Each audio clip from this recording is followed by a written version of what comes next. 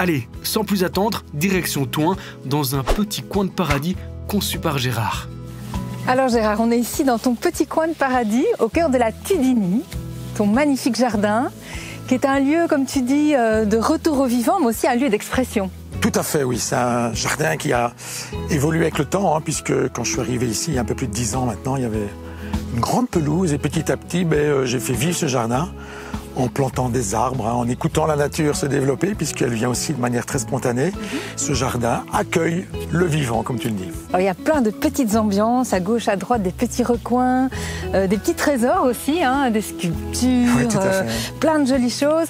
Quel est le rapport que tu entretiens à ce lieu? Il est très important pour toi. Moi, je le dis souvent, c'est la plus belle pièce de ma maison. C'est le jardin, la plus grande aussi. Donc, je me l'approprie déjà pour mon bien-être personnel.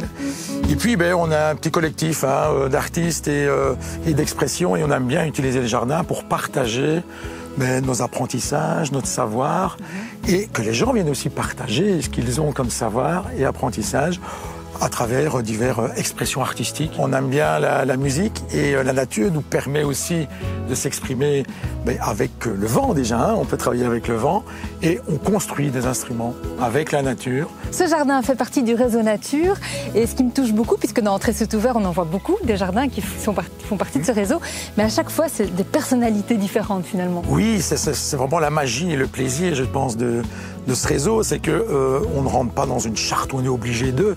Il faut simplement regarder son jardin, accueillir la biodiversité en faisant très peu de choses en fait, puisque on regarde un peu les choses pousser, et on intervient de manière un peu sporadique, ponctuelle, et on fait partie d'un réseau.